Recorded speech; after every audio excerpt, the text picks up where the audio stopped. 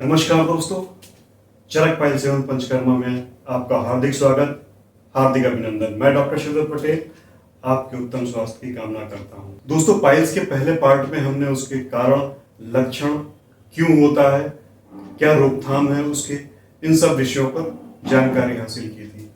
दोस्तों, इस वीडियो में हम आपको बताएंगे कि अगर पाइल्स हो जाए तो करना क्या है।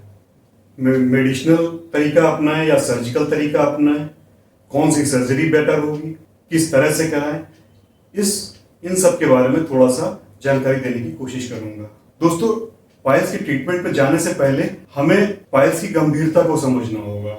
पाइल्स की गंभीरता का मतलब कि पाइल्स कितनी गंभीर बीमारी है या कितनी डिग्री में है।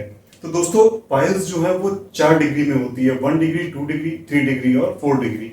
1 डिग्री में जैसा कि आप देख पा रहे हैं कि हल्की सी सूजन आ जाती है और वो एनल कैनाल यानी कि मलद्वार जो लैट्रिन का रास्ता होता है उसके अंदर ही रहती है। दूसरी डिग्री में जो है वो थोड़ी सी सूजन और बढ़ जाती है, मगर ये दोनों जो मस्से होते हैं, दोनों डिग्री में जो मस्से होते हैं वो लैट्रिन के रास्ते के बाहर नहीं निकलते हैं। जब थोड़ी सी और दिक्कत होती है तो 3rd डिग्री पाइल्स आती है। ये लैट्रिन के जो रास्ता है उससे बाहर निकल आते हैं, मगर इनको उंगली से आप अंदर कर दें या फिर शौच होने के बाद ये नॉर्मली वापस भी चले जाते हैं। दोस्तों, जो 4 डिग्री पाइल्स होती है वो बाहर ही निकलती रहती है।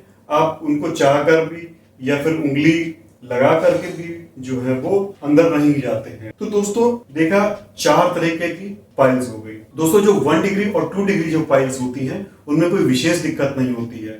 अगर वो नॉर्मल है और उनमें ब्लीडिंग अगर नहीं हो रही है तो रोगी को आमतौर पर पता भी नहीं चलता है।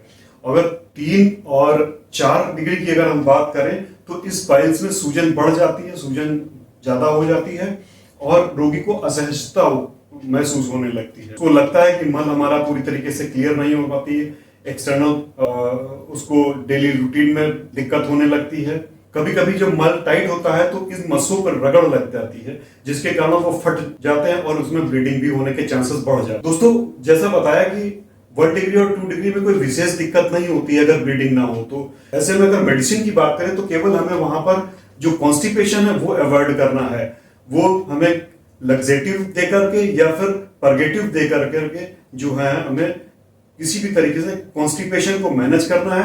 लैट्रिन जाते समय बहुत ज्यादा जोर नहीं लगाना है।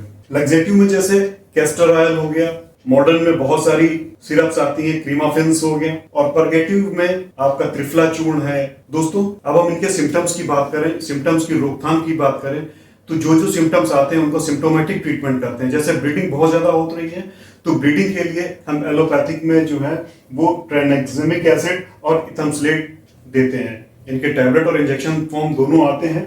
और आयुर्वेद की अगर हम बात करें तो रक्त स्तंभक बटी और बोलभद्र रस ये दिए जाते हैं, जिनसे ब्लीडिंग रुक जाती है। दोस्तों, जो एक्सटर्नल पाइल्स होती हैं उनमें ब्लीडिंग तो बहुत ज्यादा नहीं होती है या सामान्यतः नहीं ही होती है। ज्यादा तकलीफ होने पर पेन किलर का सहारा लेना पड़ता है, एसिक्लोफेनेक या ट्रेमाडोल, जो भी आपका डॉक्टर प्रिस्क्राइब करे। दोस्तों, जो एक लक्षण जो है वो बहुत ज्यादा होता है सूजन का। तो इसमें जब सूजन बढ़ जाती है तो सूजन की दवाइयों के साथ साथ जो है हमें सिट्स बाथ देना होता है।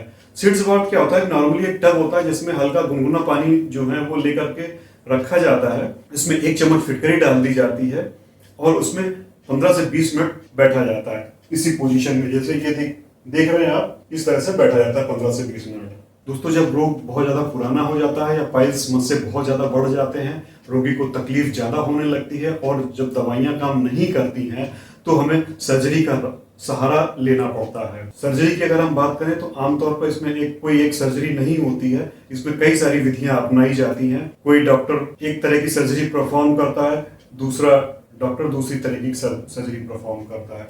तो आइए देखते हैं कि इसमें कौन कौन सी सर्जरी होती हैं पाइल्स को हटाने के लिए। ओपन हेमरेक्टोमी ये जनरल सर्जन के द्वारा परफॉर्म की जाती है और इसमें पूरा का पूरा ओपन जो पाइल मास होता है वो ओपन कर दिया जाता है और उसको पाइल मास को निकाल दिया जाता है। दूसरी तरह की सर्जरी की अगर हम बात करें तो स्टेपलर विधि अपनाई जाती है।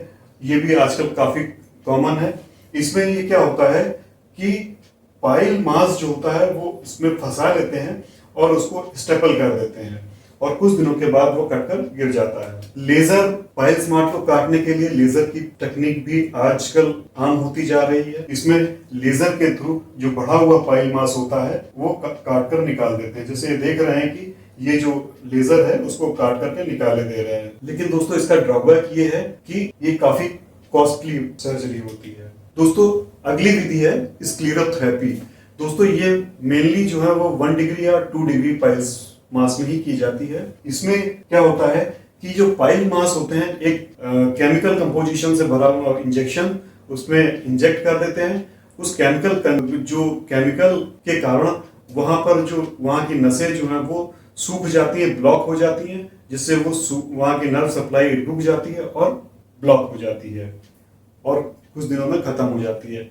नॉर्मली 1 डिग्री और 2 डिग्री में सर्जरी नहीं करते हैं, मगर जब ब्लीडिंग ज्यादा होती है तो ही सर्जरी के बारे में डिग्री में आयुर्वेद में जो है कुछ लोग क्षार कर्म भी करते हैं। जैसे स्क्लेरोथेरेपी की तरह जो उसमें केमिकल कंपोजिशन यूज किया गया था और क्षार कर्म में वो केमिकल कंपोजिशन इंजेक्ट न कर करके क्षार वहां पर थोड़ी देर के लिए अप्लाई किया जाता है, जिससे वहां पर केमिकल कॉटरी हो जाती है और वो पाइल मास जो है वो कटकर गिर जाता है। 1 डिग्री और 2 डिग्री पाइल्स में क्षार कर्म और स्क्लेरोथेरेपी के अलावा एक सर्जरी और भी परफॉर्म की जाती है जिसे रबर बैंड लाइगेशन कहते हैं।